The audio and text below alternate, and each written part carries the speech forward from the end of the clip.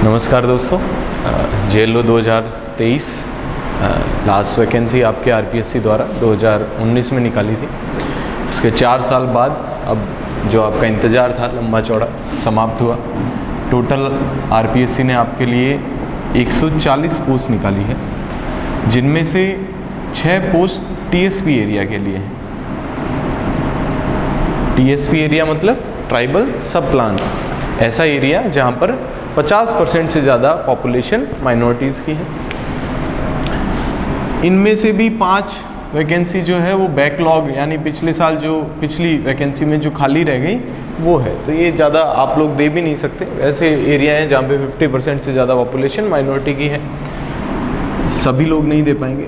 साधारणतः हम सब नॉन TSP एरिया के रहवासी हैं। इसके लिए 134 पोस्ट है टोटल आपके पास। कितनी पोस्ट है टोटल? 134। एजुकेशन क्वालिफिकेशन की बात करें, वो सभी लोग जिन्होंने LLB कंप्लीट कर ली है, यानी 3 year course by any university authorised by government of India. कोई भी ऐसी यूनिवर्सिटी जिससे ऑथराइज किया हुआ है, वहाँ से आपने 3 वर्ष का अगर LLB का विधि का कोर्स किया है तो आप ये एग्ज़ाम दे पाएंगे। ऐसे व्यक्ति जो फाइनल ईयर का एग्ज़ाम दिए हैं अभी तक पर रिज़ल्ट नहीं आया, वो भी ये फॉर्म फिल कर सकते हैं। ऐसे व्यक्ति जिन्होंने सेकेंड ईयर का एग्ज़ाम दे दिया है, रिज़ल्ट आ गया है और फाइनल ईयर में अब एडमिशन लेंगे, वो भी इसका फॉर्म फिल कर सकते हैं। परंतु एक शर्त है इसके लिए, इंटरव्यू जब भी हो आपका, लगभग इसमें समय लगा देते हैं, RPSC का खेल है, लगभग साल भर आराम से मान के चलो इंटरव्यू तक लगा देंगे।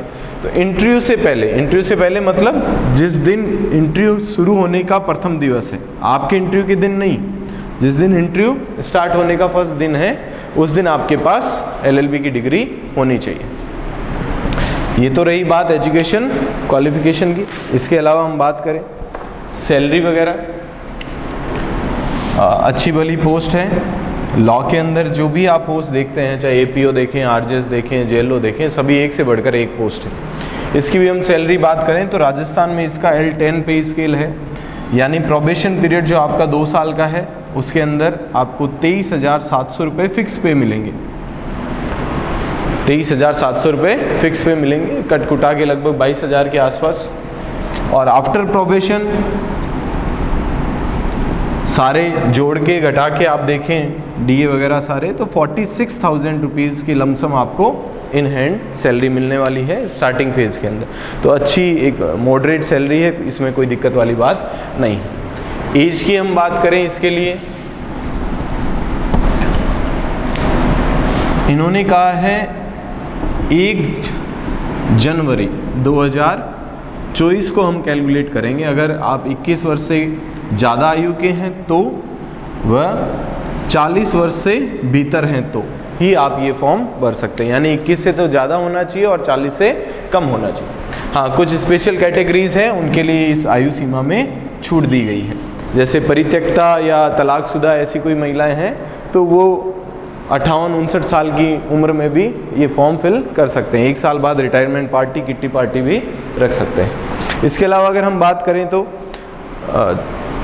कब से फॉर्म फिलिंग स्टार्ट है, फॉर्म आप फिल कर सकते हो 10 जुलाई से आपका फॉर्म फिल का डेट है, जो कि 9 अगस्त तक चलेगा, यानी पूरा आपको 1 महीना दिया है फॉर्म फिल करने के लिए। तो बेहतर तो यही रहेगा, लास्ट टाइम में साइट क्रैश कर जाती है, तो बेहतर यही रहेगा अभी फॉर्म फिल कर दे।